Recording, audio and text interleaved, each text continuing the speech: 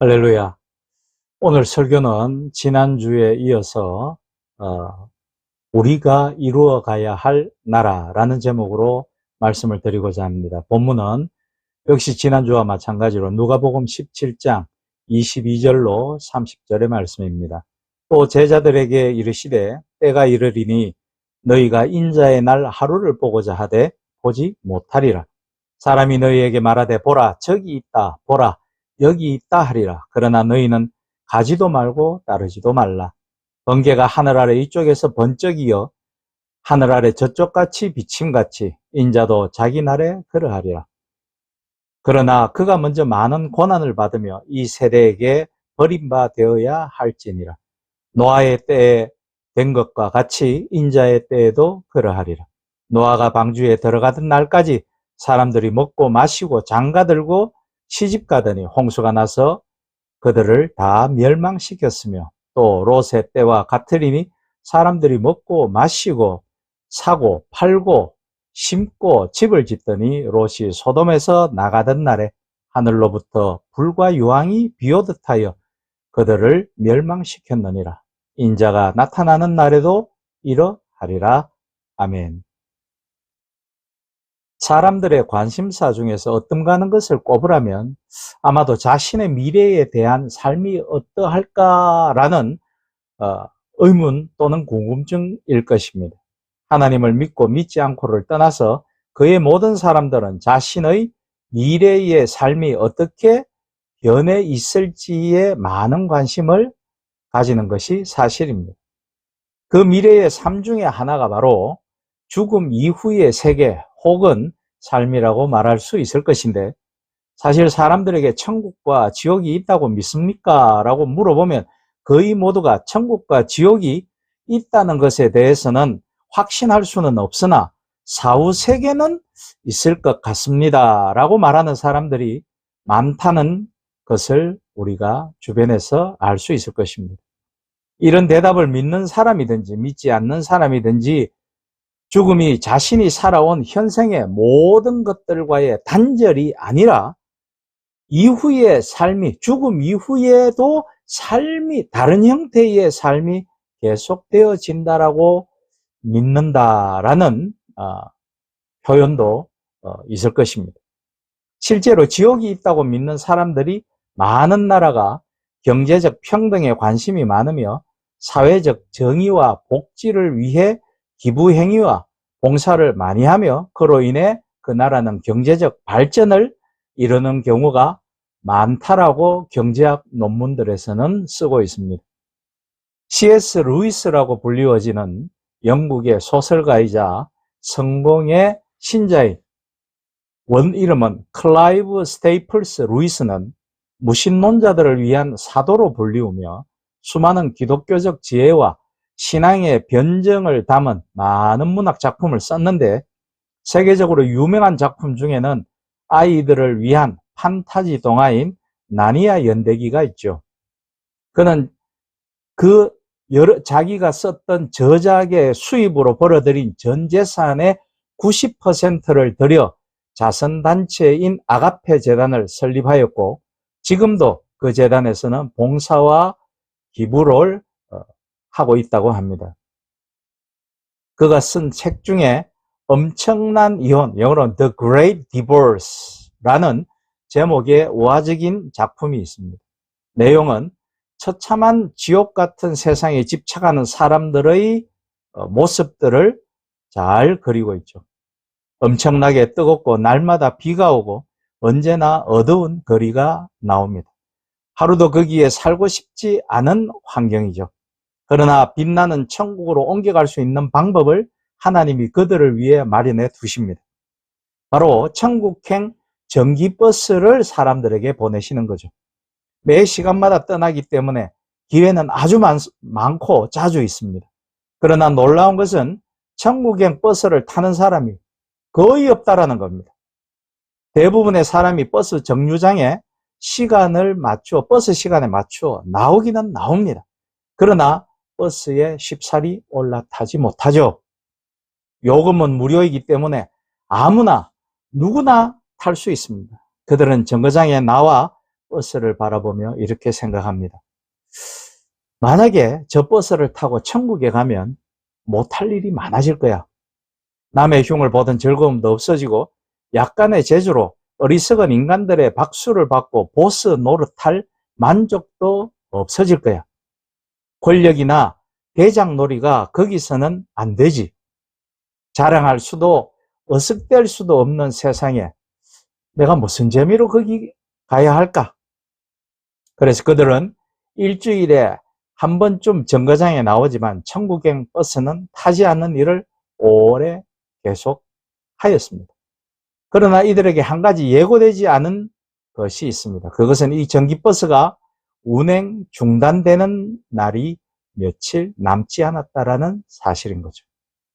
이 우화에서처럼 지금 이 세상에는 누구든지 하나님의 나라에 들어갈 수 있도록 구원의 문이 열려 있습니다. 누구든지 예수 그리스도를 자신의 구원의 주로 인정하기만 하고 그분을 믿기만 믿는다면 그 구원의 문은 너무 넓게 열려져 있죠.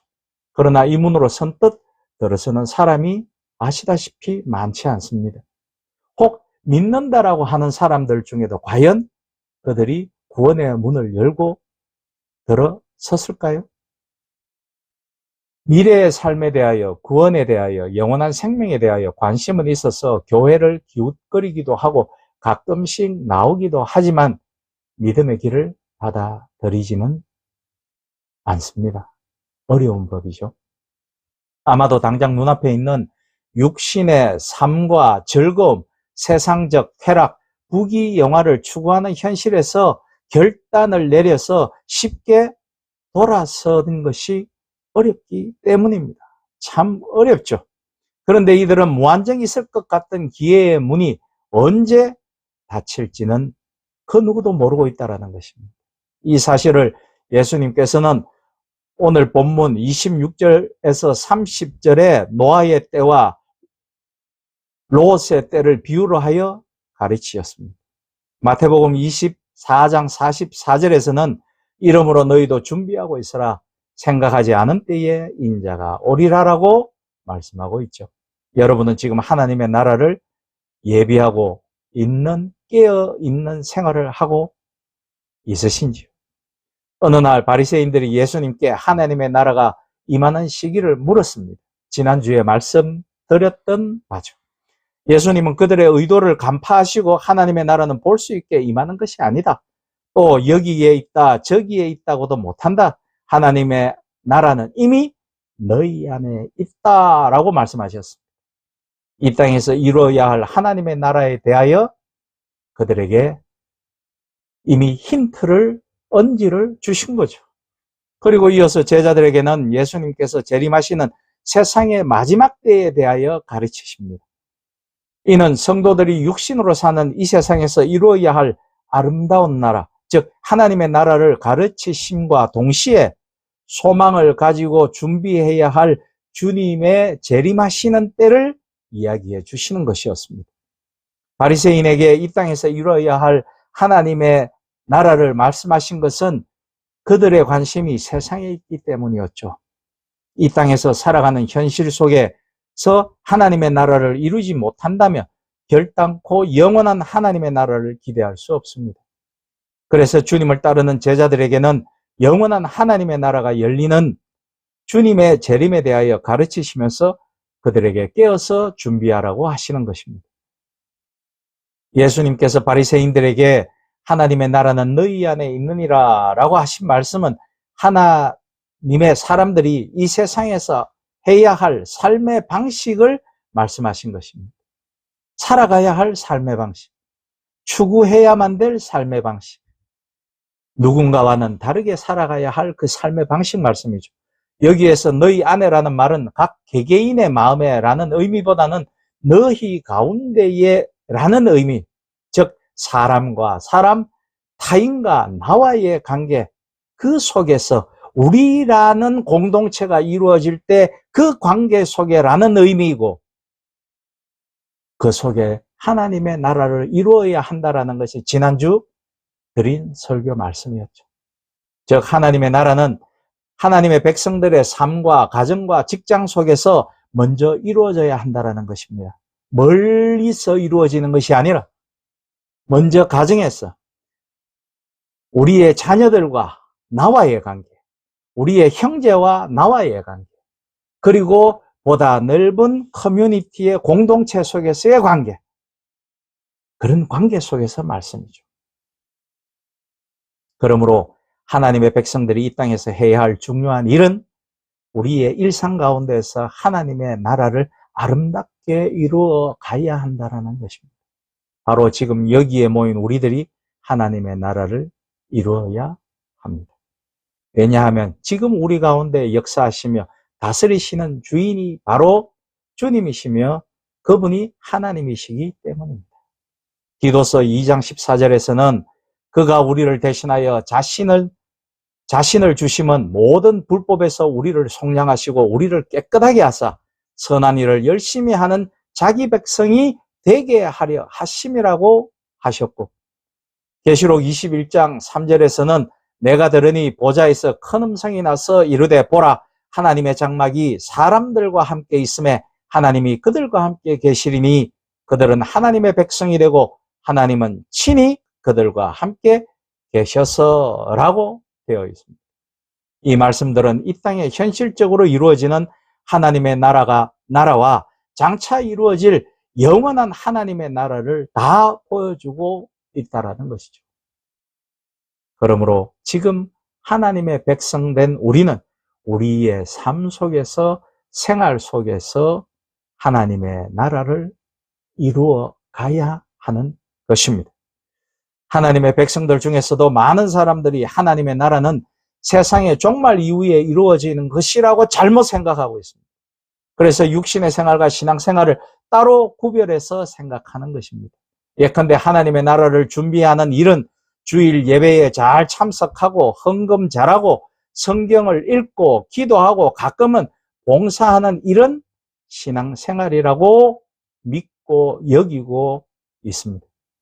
그래서 가정이나 직장, 학교와 같은 일상생활의 현장에서는 자신이 하나님의 백성임을 잊고 세상의 사람으로 살아간다는 것이죠.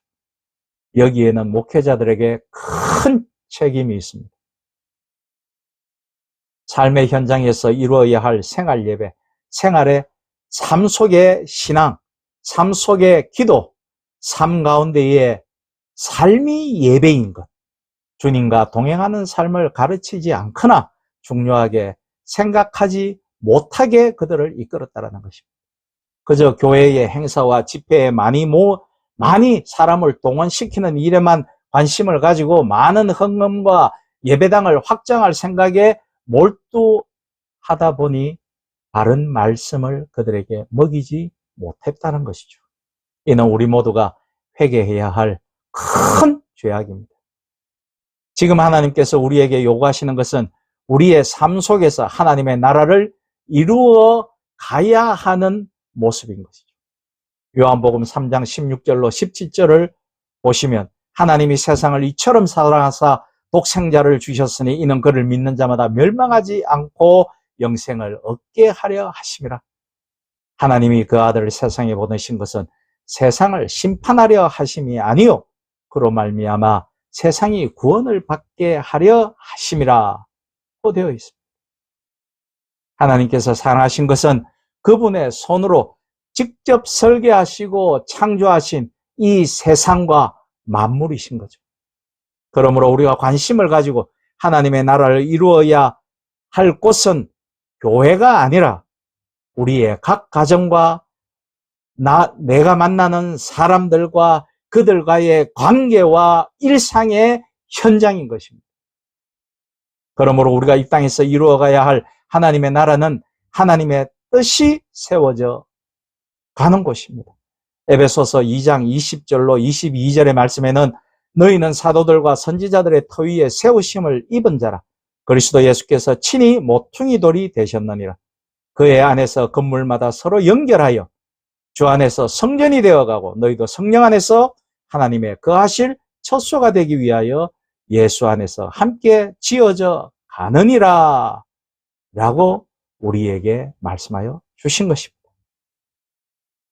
우려스러운 일은 믿는 자들이 하나님의 백성이라면 자신의 생활 속에서 하나님의 나라를 경험하고 싶어 한다라는 겁니다. 그 욕구는 누구나 다 원합니다. 그래서 그들은 눈에 보이는 표적이나 이적 같은 것을 요구하고 기대합니다. 예, 저 역시도 마찬가지죠.